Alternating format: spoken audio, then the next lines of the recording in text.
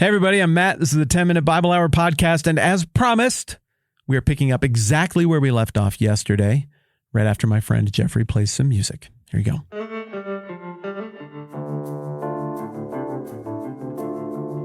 The rest of 8 and 9 just keep demonstrating that theme of authority. Authority over disease, authority over nature, authority over the spiritual forces of darkness, authority over paralysis. That's the story at the beginning of 9 where the guy gets lowered through the ceiling. And you remember the language that he specifically uses there? The teachers of the law are all mad at him because Jesus said he's forgiven and this fellow's blaspheming. But then Jesus, knowing their thoughts, says, "Why do you entertain evil thoughts in your hearts?" And his picture I'm pointing out, hey, yeah, you guys over there. So which is easier, to say your sins are forgiven or to say get up and walk? But so that you may know that the Son of Man has authority on earth to forgive sins. And then he looks at the paralytic and he says, get up, take your mat, and go home. And the guy does exactly that. And then Jesus chases that by turning right around and wielding more authority to forgive. This time, it's not just authority over Jewish regulation and jurisdiction, like what he demonstrated in forgiving sins here or touching the unclean leper in the previous chapter. Now he's demonstrating authority even over Roman jurisdiction by effectively restoring, recruiting, and demonstrating authority over a tax collector. Then Jesus demonstrates authority over the disease that causes the woman's bleeding, demonstrates authority over death by resurrecting the dead girl in the house of Jairus. Does it say Jairus in Matthew? I don't remember if it does or not, but I think that's who it is. Then the 2 blind men, right after that, call out to him, have mercy on us, Son of David, and they won't leave him alone. And what does Jesus ask him? He's like, do you believe that I'm able to do this? Yes, Lord, they replied. Then he touched their eyes and said, according to your faith, it will be done to you. Yeah, he has that kind of authority. Really, chapters 1 through 4 set up the question of what kind of authority is this, that he can do these things, maybe not in the public eye yet, but this is legit, historical, big picture authority stuff. The Sermon on the Mount frames the question, this is authoritative talk. This isn't a screaming head or a cable news pundit. We're getting something different here. Can he back that up? Does he have the authority to speak in a manner that seems commensurate with such authority? And so then we see his authority over nature and even the rules in 8 and 9 spelled out. But we're not done with the authority theme yet. Beginning of chapter 10, he called his 12 disciples to him and gave them authority to drive out evil spirits and heal every disease and sickness. So we learn in 10 that this authority extends to his ability to commission others into it. And in 11, we see that he not only has the authority to pronounce forgiveness, but he has the authority to pronounce judgment. And he does so against the current generation there, against Chorazin, Bethsaida, Capernaum. These are local communities that had produced people who had come out and bumbled around and said and done dumb stuff that Jesus, as judge of everything, is within his rights to condemn. And then the end of chapter 11, look at this. At that time, Jesus said, I praise you, Father, Lord of heaven and earth, because you have hidden these things from the wise and learned and revealed them to little children. Yes, Father, for this was your good pleasure. All things have been committed to me by my Father.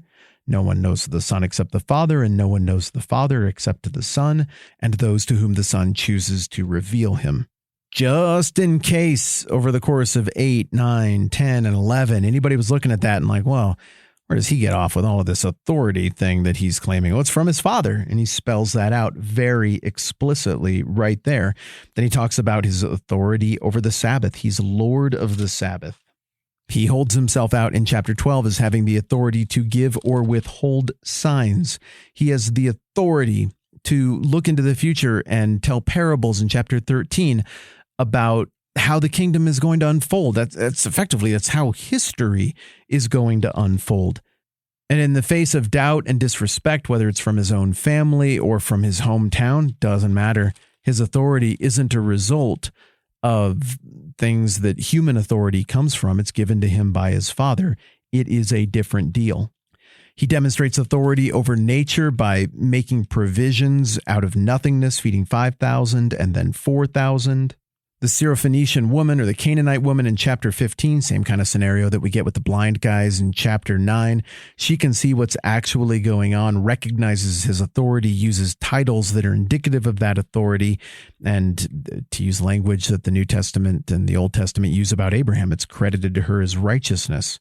And that idea of authority and authority that can be given away and commissioned out comes up again in chapter 16 when Peter rightly identifies Jesus as the Christ, the Son of the living God. And Jesus says, "Blessed are you, Simon, son of Jonah, for this was not revealed to you by man, but by my Father in heaven.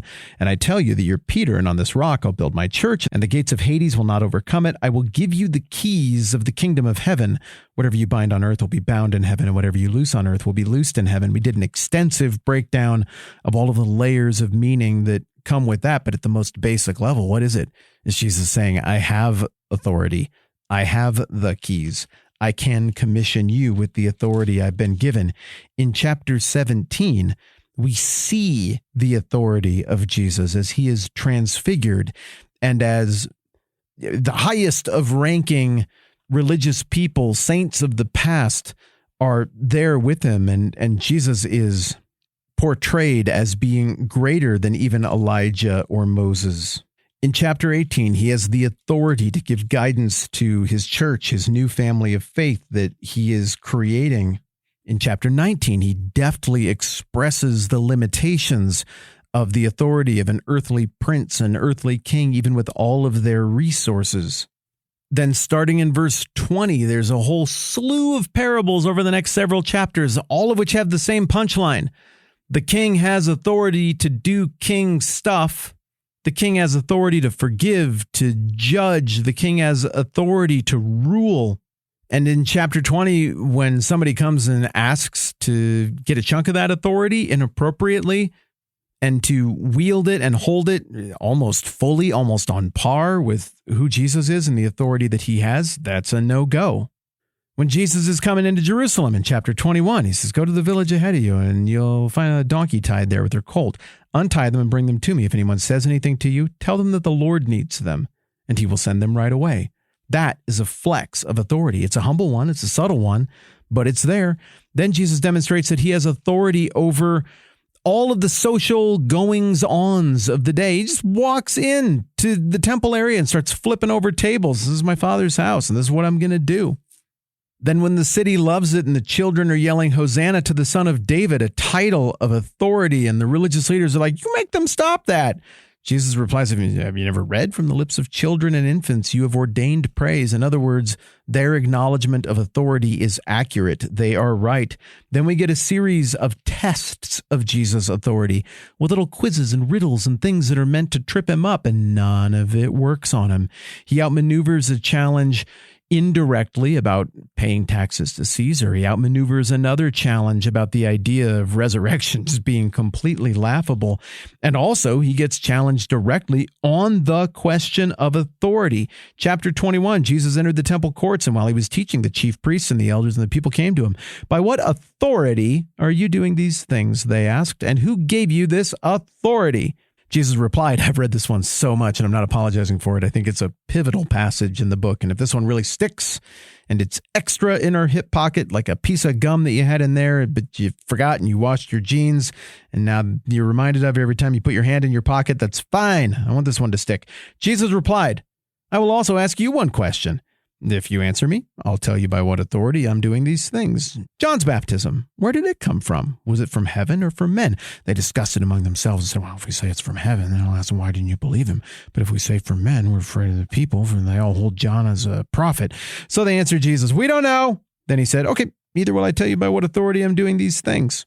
Then he gives another parable that indicates the right response to authority. And in that parable, the religious leaders are not responding rightly to the kind of authority Jesus wields.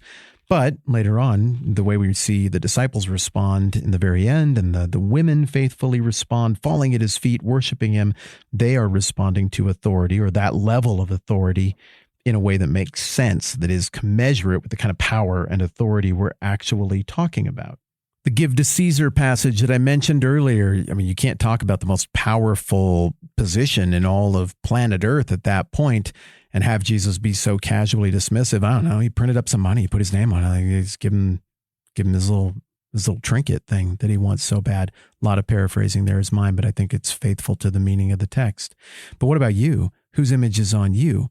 Well, maybe the same way you're so quick to give deference to this guy who printed up some trinkets, perhaps you should give deference to the one who printed up you.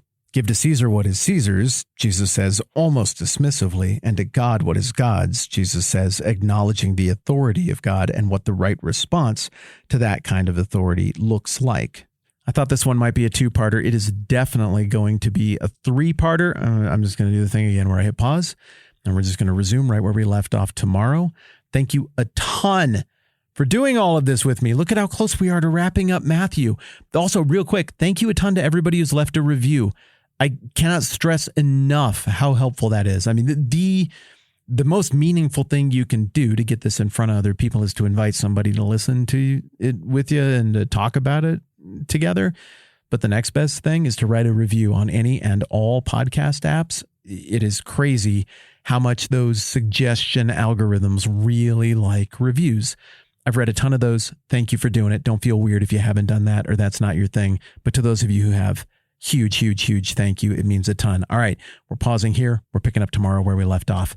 I'm Matt. This is the 10-Minute Bible Hour podcast. Let's do this again soon.